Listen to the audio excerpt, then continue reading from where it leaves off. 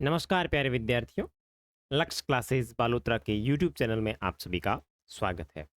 प्यारे बच्चों, अपन कक्षा 6 के इतिहास विषय के बारे में बातचीत कर रहे थे, जिसके अंदर अपन ने लास्ट वीडियो में अपन ने देखा था आपके चित्रित धूसर, यानी जो आपके पुराने ज़माने में इतिहास के जो बर्तन हुआ करते थे उनके ऊपर जो चित्रकारी होती थी उसको अपन कहते थे चित्रित धूसर पात्र। ठीक है, यहाँ तक अपनी बातचीत हो गई थी। अब अपन आगे बातचीत करेंगे और इनके पुराने वीडियो देखने के लिए अभी आप लक्ष्य क्लासेस बालोत्रा के यूट्यूब चैनल के प्लेलिस्ट में जाएंगे तो वहाँ पे आपको बहुत सारी प्लेलिस्ट देखने को मिलेगी और वहाँ से अपनी ये सारी चीज़ें देख सकते हैं। ठीक है, तो चलो।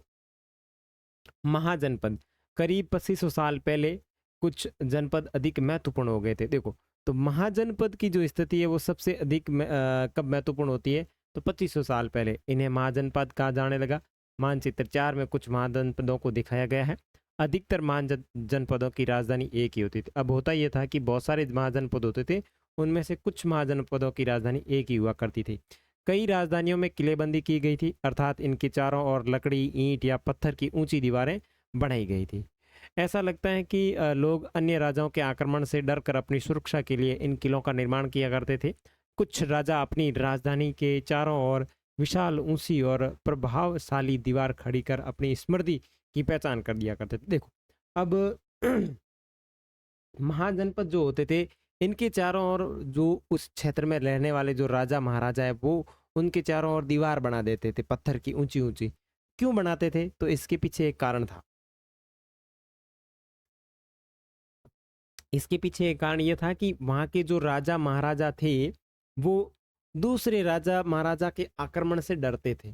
ठीक है ना, तो कि भाई दूसरे वाला अपने ऊपर आक्रमण नहीं कर दे, इसलिए वहां पे वो अपने क्षेत्र के अंदर बड़ी बड़ी दीवार बना देते थे। ठीक है ना, और ये जो मानचित्र आपको दिख रहा है अपनी पुस्तक के अंदर, उसमें कुछ महाजनपद दिखाए गए हैं। जैसे ये आपका तक्षशिला दिखाया गया है यहाँ पे।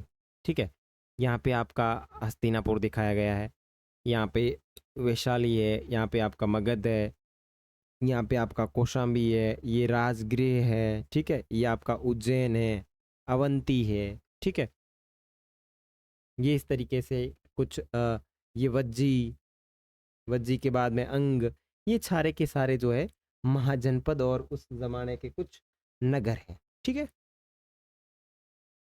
आगे दे। और शक्ति का प्रदर्शन भी करते थे। इस तरह से किले के अंदर वाले लोगों और उस क्षेत्र पर नियंत्रण रखना भी सरल हो जाता होगा। इस तरह की विशाल दीवार बनाने के लिए व्यापक योजना की आवश्यकता थी और लाखों की संख्या में ईंटों तथा पत्थरों का इंतजाम करना पड़ता था। हजारों स्त्री पुरुष तथा बच्चों ने इसके लिए अथक परिश्रम किया होगा। इनके लिए संसाधनों की आवश्यकता पड़ती होगी। अब राजा सेना रखने लगे। सिपाहियों को नियमित वेतन देकर पूरे साल रखा जाता था और कुछ संभवतः आहत सिक्के जो पृष्ठ संख्या 84 पर चित्र देखें उस पर दिया हुआ है, और इन सिक्कों के बारे में तुम अध्याय 8 के अंदर देखो। ठीक है,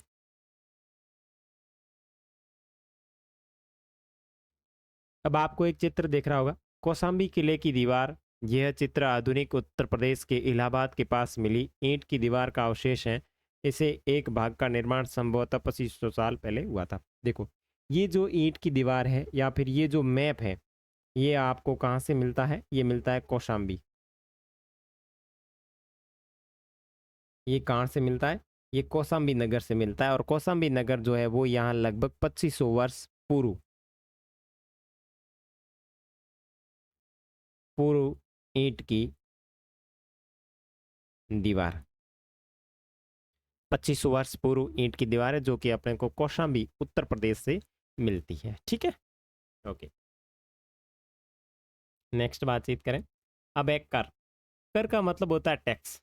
ठीक है, पहले के ज़माने में जितने भी राजा महाराजा होते थे उनके पास में पैसा कहाँ से आता था? तो वो आता था टैक्स। जैसे कि वर्तमान समय में भी जो गवर्नमेंट होती है उसके पास आमदनी या जो पैसा है वो कहाँ आता है? कहाँ से आता है? क्या आपने प्रधानमंत्री को कहीं मजदूरी करते हुए देखा है? क्या राष्ट्रपति को कहीं मजदूरी करते हुए देखा है? या किसी मुख्यमंत्री को आपने मजदूरी करते हुए देखा है? नहीं ना। तो ये जो सरकार होती है वो लगाती है टैक्स। जैसे कि अपने वर्तमान यहाँ पे चल रहा है जीएसटी। ठीक है ना। गुड्स एंड सर्विस टैक्स यानी जिसको हिंदी में कहते हैं वस्तु एवं सेवा कर, वस्तु एवं सेवा कर, गुड्स एंड सर्विस टैक्स। तो वस्तु एवं सेवा कर जो है इसके माध्यम से वर्तमान सरकार है वो टैक्स वसूलती है। महाजनपद के राजा विशाल किले बनवाते थे और बड़ी सेना रखते थे। इसके लिए उन्हें प्रचुर संसाधनों की आवश्यकता होती थी। इसके लिए उन्हें कर्मचारियों की भी आवश्यकता होती थी। अतः महाजनपदों के राजा लोगों द्वारा समय समय पर लाए गए उपहारों पर निर्भर न रहकर अब नियमित रूप से कर वसूलने लगे। अब वो कर किस तरीके से वसूलते थे तो देखो, फसलों पर लगाए गए कर सबसे महत्वपूर्ण थे क्योंकि अधिकांश लोग कृषक ही थे। प्राय उपज का 1/6वां भाग कर के रूप में निर्धारित किया जाता था, जिसे भाग कहा जाता था। देखो, प्राचीन समय में जो टैक्स लिया जाता था उस टैक्स को भाग कहा जाता था, और भाग का मतलब होता है हिस्सा।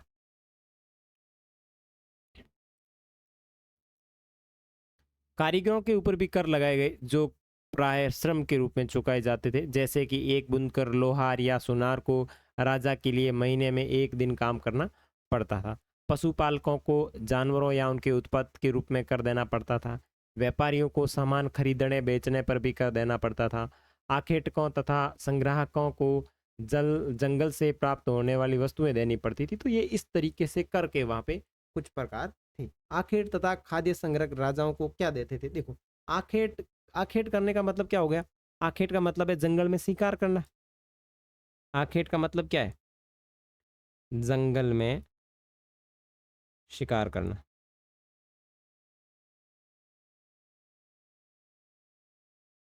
ठीक है। और खाद्य संग्रह का मतलब है भोजन इकट्ठे करने वाले, जंगल में भोजन इकट्ठे करने वाले, जंगल में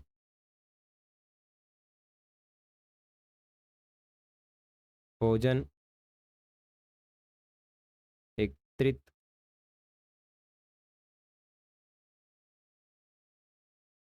करने वाले। ठीक है।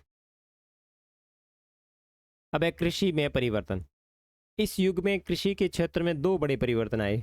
हल के फाल अब लोहे के बनने लगे। देखो, जो ये काल चल रहा है इसके अंदर जो हल के फाल होते हैं, हल का फाल मतलब जो आपका हल इस तरीके से बना हुआ होता है ना, ये जो होता है इसको बोला जाता है फाल, जो जमीन के अंदर जाता है। और ये जो फाल होता है ये अब किसका बनने लग गया? लोहे का बनने लग गया। और अब कठोर जमीन को लकड़ी के फाल की तुलना में लोहे की फाल से आसानी से काटा जा सकता था। इससे फसलों की उपज बढ़ गई। दूसरे लोगों ने धान के पौधे का रोपण शुरू किया, अर्थात खेतों में बीज छिड़क कर धान उपजाने के बजाय धान के पौधे तैयार कर उनका रोपण शुरू किया गया। अब पहले की तुलना में बहुत ज़्यादा पौधे जीवित रहने लगे और इसलिए पैदावार भी ज़्यादा होने लगी। इसमें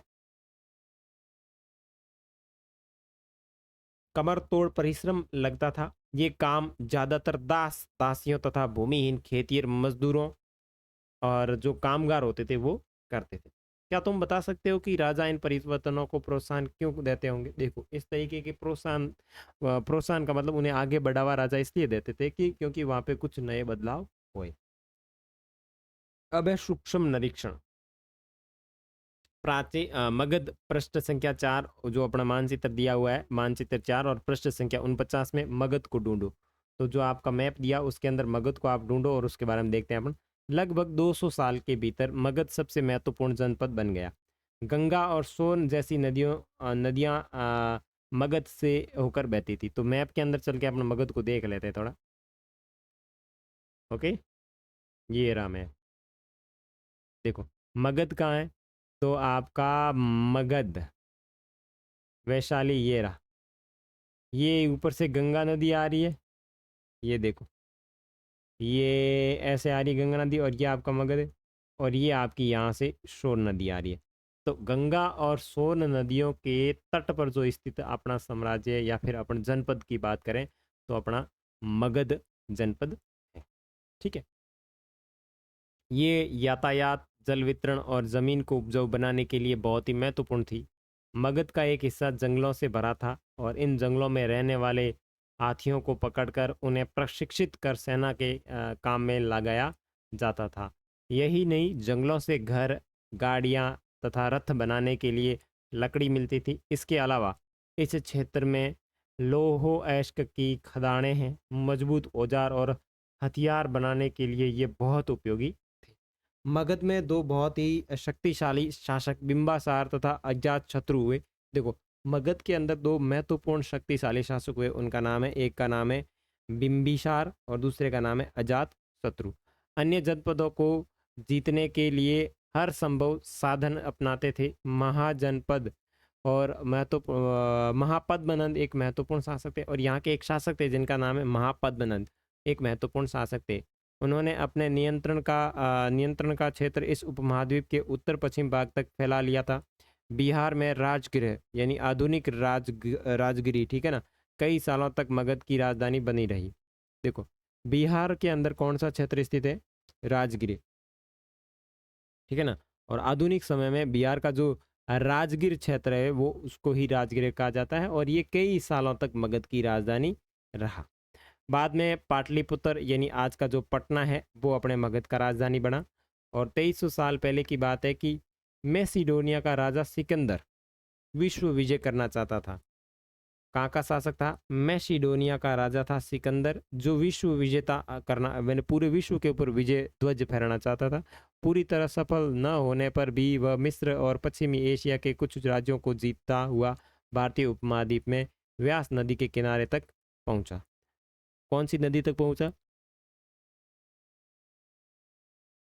व्यास नदी के किनारे पहुंचा।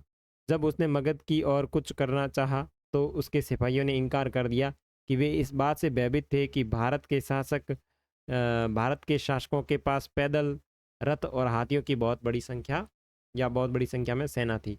इन सेनाओं और ऋग्वेद में उल्लिखित सेनाओं के बीच में तुम्हें क्या अंतर देता है? देखो, ऋग्वेद के अंदर जो सेनाएं उल्लेखित है उनके अंदर इतना अत्याधुनिक हथियार यानी लोहे से बने हुए हथियारों का अपने को उल्लेख नहीं मिलता, लेकिन यहाँ जो सेना उल्लेखित है यहाँ इनके पास लोहे से बने हथियारों का उल्लेख भी मिलता है। ठीक है, तो ये एक सबसे बड़ी अपने को देखने को मिलती है स्थिति।